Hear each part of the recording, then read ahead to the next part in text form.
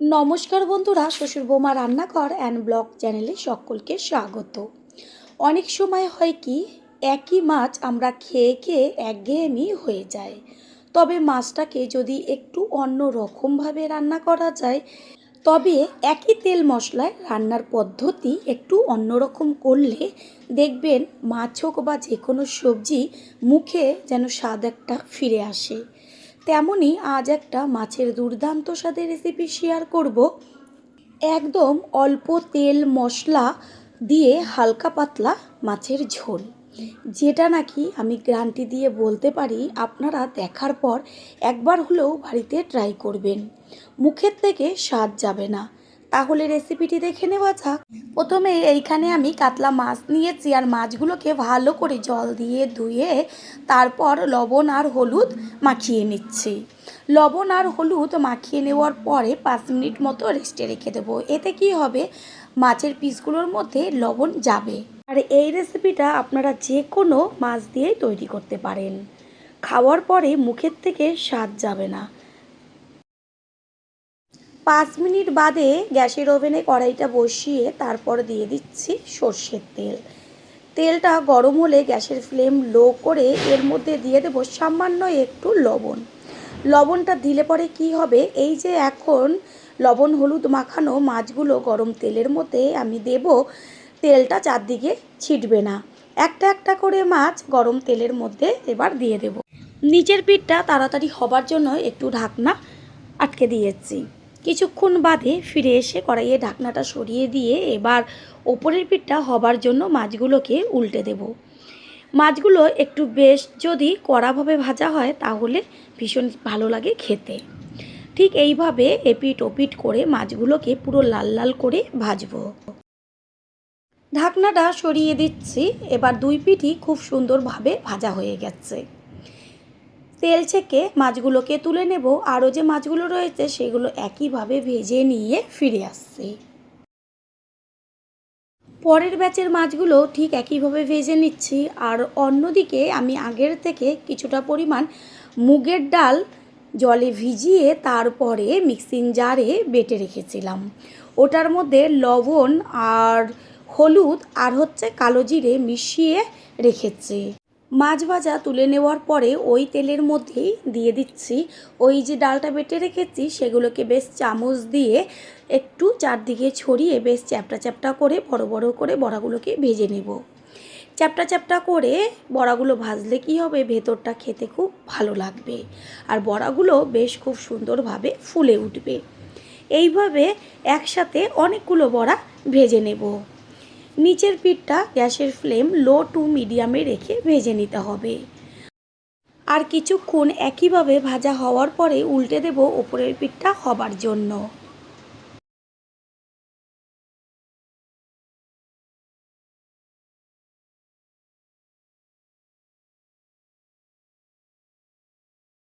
বড়াগুলোর দুই পিঠই লাল লাল করে ভেজে নেওয়া হয়ে গেছে। এবার এগুলোকে তুলে নেব।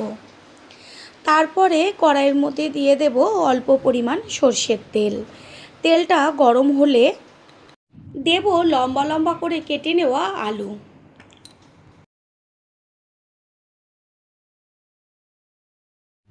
আলু তাড়াতাড়ি সিদ্ধ হয়ে যাবার জন্য দিয়ে দিচ্ছি হাফ চা চামচ পরিমাণ লবণ আর হলুদ গুঁড়ো। লবণ আর হলুদ তেলের মধ্যে মিশিয়ে নিয়ে এবার আলুটা ভাজা হওয়া পর্যন্ত রান্না করে নেব। আলুগুলোকে একটু বাদে বাদে এপিট ওপিট করে দেব, দুই পিঠই খুব সুন্দরভাবে আলুগুলোর ভাজা হবার জন্য। আলুগুলো প্রায় 50% মতন ভাজা হয়ে গেছে। এই পর্যায়ে এর মধ্যে দিয়ে দিচ্ছি কেটে নেওয়া সজনে ডাঁটা। সজনে ডাঁটা আর আলু এবার একসাথে ভাজবো।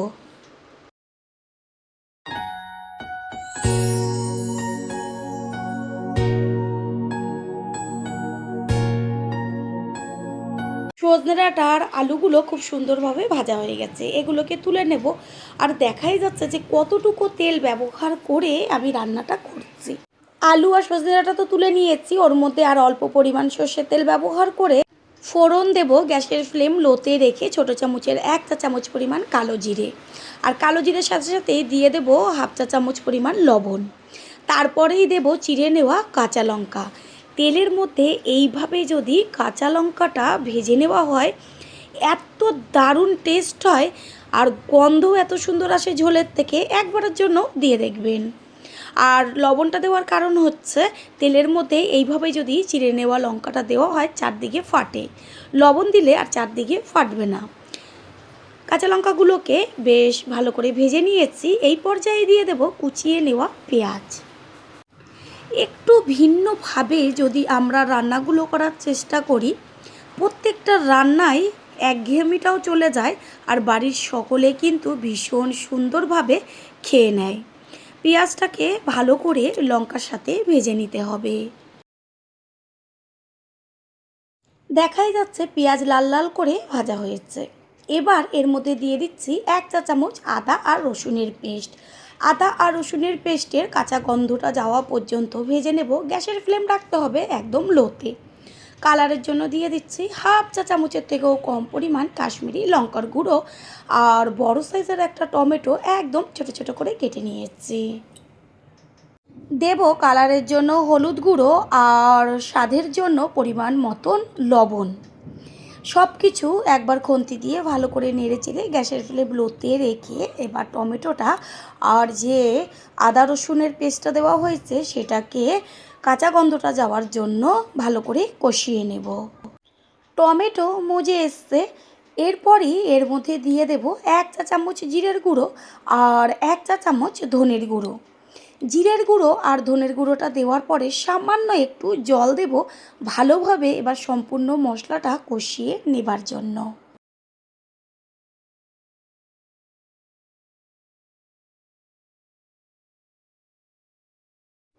টমেটো তেলের মধ্যে খুব সুন্দরভাবে গলে গেছে। খুন্তি দিয়ে একটু ভেঙে চুরে দিচ্ছি সম্পূর্ণ মশলাটাকে। ওপরে কত সুন্দর তেল ছেড়েছে, সম্পূর্ণ মশলার থেকে কাঁচা গন্ধ চলে গেছে। এই পর্যায়ে এর মধ্যে দিয়ে দিচ্ছি ওই যে ভেজে রেখেছিলাম সজনে ডাঁটা আর আলু, সেই সবজি। এইখানে আপনারা সিজন অনুযায়ী যে কোনো সবজি অ্যাড করতে পারেন, স্বাদ মুখে লেগে থাকবে। এবার ঠিক এইভাবে গ্যাসের ফ্লেম লোতে রেখে 3 থেকে 4 মিনিট মতন আরও একটু কষিয়ে নেব।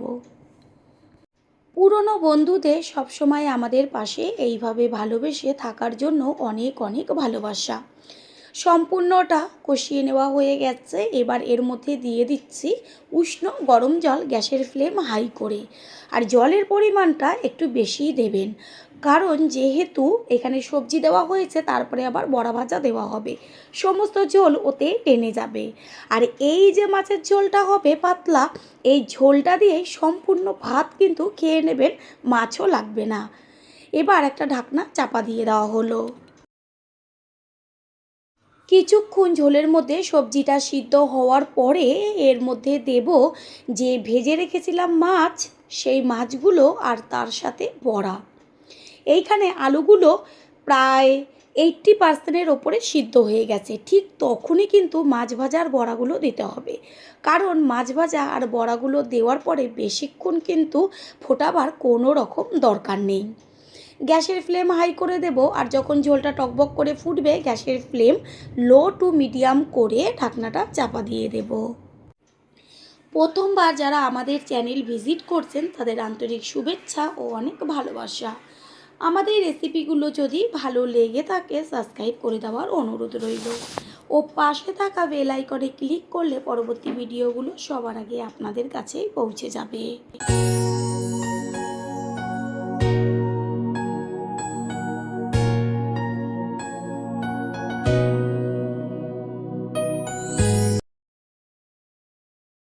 ঝোল সম্পূর্ণ হয়ে গেছে। এই পর্যায়ে দিয়ে দিচ্ছি 1 চা চামচ গরম মশলার গুঁড়ো আর টেস্টটা আরও টেস্টি হবার জন্য দিয়ে দিচ্ছি বেশ কিছুটা পরিমাণ কুচিয়ে নেওয়া ধনেপাতা। ধনেপাতা আর গরম মশলা দেওয়ার সাথে সাথেই গ্যাসটা অফ করে দেব। ধনেপাতা গরম মশলাটা মিশিয়ে নিয়ে কিছুক্ষণের জন্য একটু ঢাকনাটা চাপা দিয়ে দেব। দেখতেই পাওয়া যাচ্ছে যে কত ঝোল রয়েছে।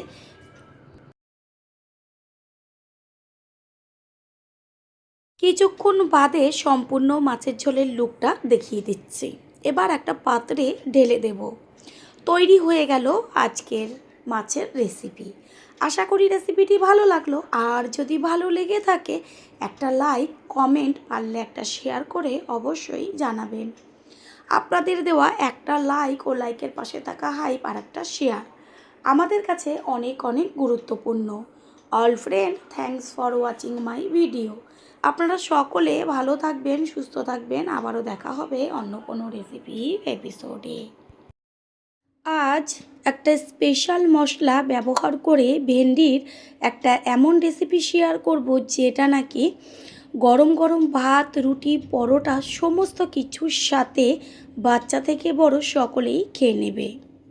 ভেন্ডি বা ঢ্যাঁড়সের তো অনেক রকম রেসিপি তৈরি করেছেন, তবে একবারের জন্য হলেও এই রেসিপিটি ট্রাই করুন।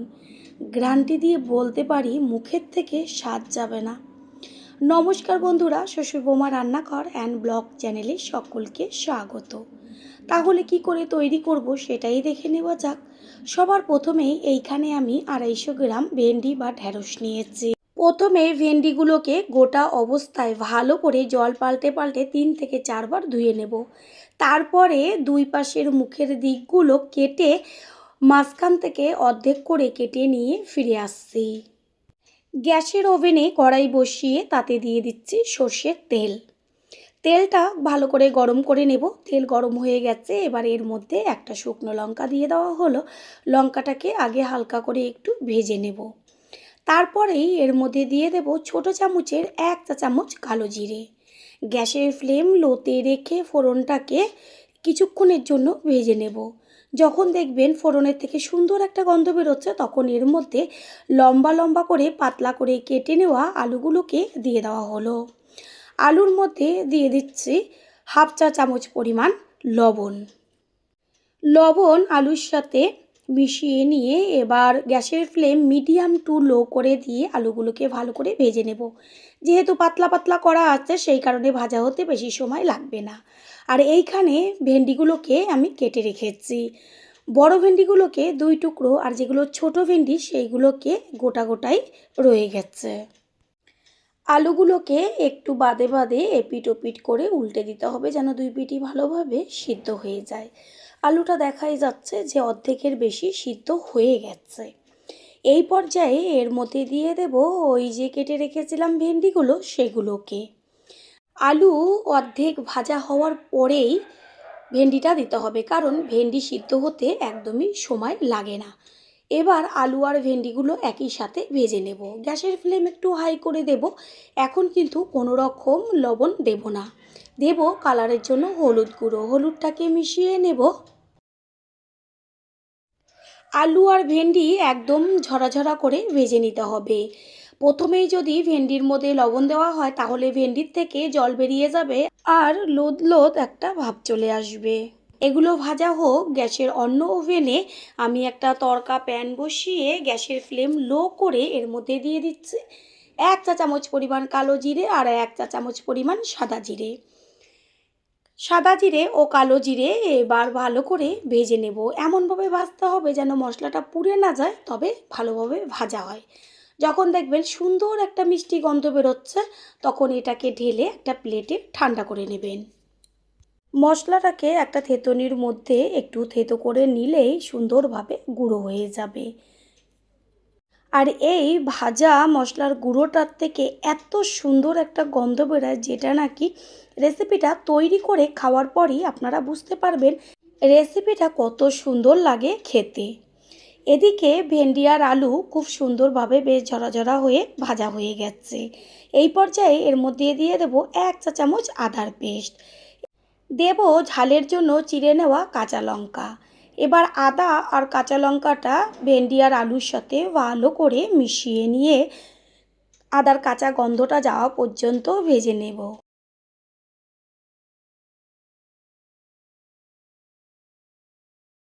আদার সুন্দর একটা ভাজা গন্ধ বেরোচ্ছে। এই সময় এর মধ্যে দিয়ে দিচ্ছি 1 চা চামচ জিরের গুঁড়ো আর 1 চা চামচ পরিমাণ ধনের গুঁড়ো।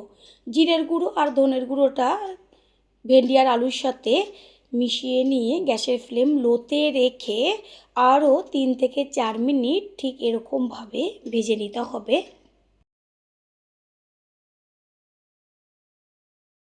ভেন্ডি আর আলু দুটোই ভাজাতে খুব সুন্দরভাবে সিদ্ধ হয়ে গেছে। এই পর্যায়ে এর মধ্যে দিয়ে দেব ছোট ছোট করে টুকরো করে নেওয়া টমেটো। দেব স্বাদের জন্য পরিমাণ অনুযায়ী লবণ। পুরনো বন্ধুদের সবসময় আমাদের পাশে এইভাবে ভালোবেসে থাকার জন্য অনেক অনেক ভালোবাসা। টমেটো অনেকটাই মজে গেছে। এই সময় এর মধ্যে দিয়ে দিচ্ছি উষ্ণ গরম জল। গ্যাসের ফ্লেম হাই করে দেব। জলের পরিমাণ বেশি দেওয়ার দরকার নেই, এটা বেশ একটু অল্প ঝোল ঝোল থাকবে, ঠিক সেই পর্যায়ে নামাতে হবে। যেহেতু আলু আর ভেন্ডি সিদ্ধ আছে সেই কারণে হতে বেশি সময় লাগবে না। কিছুক্ষণের জন্য একটা ঢাকনা চাপা দিয়ে দেবো, গ্যাসের ফ্লেম মিডিয়াম করে। একটু বাদে ফিরে এসে কড়াইয়ের ঢাকনাটা সরিয়ে দিয়ে গ্যাসের ফ্লেম হাই করে দেব। তারপরই এর মধ্যে দিয়ে দেব ওই যে সাদা জিরে আর কালো জিরেটা ভেজে গুঁড়ো করে নিয়েছিলাম, সেই গুঁড়োটা। এই সময় গুঁড়োটা দিতে হবে। আলু দেখিয়ে দিলাম চেক করে সম্পূর্ণটা সিদ্ধ হয়ে গেছে। সম্পূর্ণ গুঁড়োটাই ওপরে ছড়িয়ে দেওয়া হলো। আর এই গুঁড়োটা দেওয়ার পরে খুব সুন্দর একটা গন্ধ বেরোয়, তাতেই যেন খিদে পেয়ে যাবে। সমস্ত মশলাটা এবার ভেন্ডির সাথে মিশিয়ে নিয়ে গ্যাসের ফ্লেম হাই করে দেব। প্রথমবার যারা আমাদের চ্যানেল ভিজিট করছেন তাদের আন্তরিক শুভেচ্ছা ও অনেক ভালোবাসা।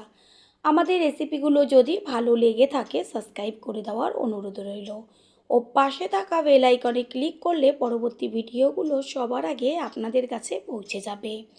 আর কোনো রকম মশলা এখানে ব্যবহারের দরকার নেই। দেখাই গেল সামান্য মশলা ব্যবহার করে কত সুন্দর একটা টেস্টের রেসিপি তৈরি হয়ে গেল। এবার গ্যাস অফ করে দিয়ে একটু রেস্টে রেখে দেব। 4-5 মিনিট মতো রেস্টে রাখার পরে সম্পূর্ণ লুকটা দেখিয়ে দিচ্ছি। এবার একটা প্লেটে তুলে নেব। তৈরি হয়ে গেল আজকের রেসিপি। আশা করি রেসিপিটি ভালো লাগলো। আর যদি ভালো লেগে থাকে একটা লাইক, কমেন্ট, পারলে একটা শেয়ার করে অবশ্যই জানাবেন। আপনাদের দেওয়া একটা লাইক ও লাইকের পাশে থাকা হাইপ আর একটা শেয়ার আমাদের কাছে অনেক অনেক গুরুত্বপূর্ণ। All friend, thanks for watching my video. আপনারা সকলে ভালো থাকবেন, সুস্থ থাকবেন। আবারও দেখা হবে অন্য কোনো রেসিপির এপিসোডে।